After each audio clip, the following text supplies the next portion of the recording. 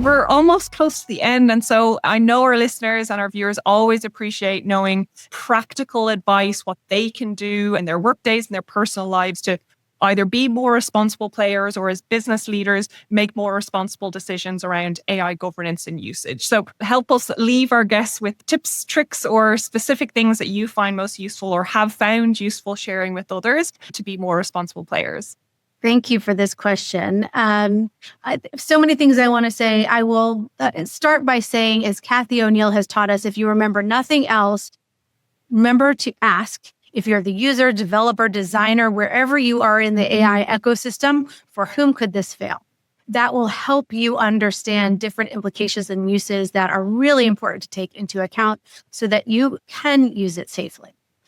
Beyond that, if you're in a company that is developing or deploying AI or an organization, which is hopefully most people listening, I think there are 5 essential steps of good AI hygiene.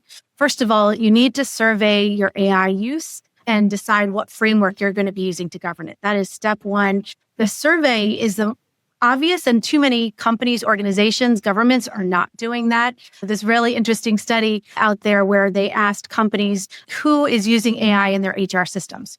About 82 to 84% of the HR managers said that they are using AI in the HR systems.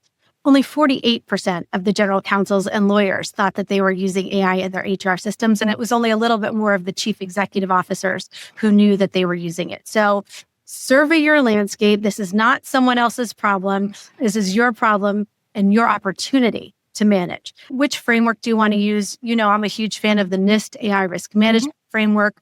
And our website, on EqualAI's website, we have an algorithmic impact assessment tool based on NIST to try and make it user-friendly. There are many good frameworks out there, including what you've put out, Jen. So you have no excuse to not follow a good framework, first of all. Second of all, need accountability. It's come up a few times in this conversation. It is critical.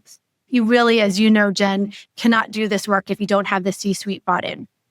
It's going to be budget decisions. It's also making it safe for both your employees and your consumers to raise issues. They're your front lines. They're the ones who are going to see the problems. And if they don't think it's safe, that your C-suite, your leadership, your board wants to hear it, they won't raise it. That creates the environment for thriving.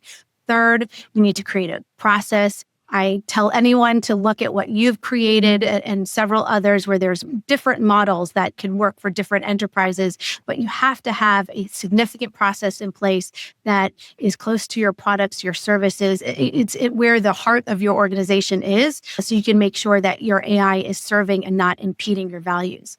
Then next, you need to document, which we've already aligned on is a huge key process. I won't say more about that other than, yes, for the boring technical documentation. Finally, rinse, repeat, rinse, repeat. You need to audit. AI will constantly iterate, learn new patterns. You only can be sure of an outcome for that moment in time. And it's absolutely incumbent that you continue to test your systems to see if they're giving you the recommendations in line with your expectations, and if not, why.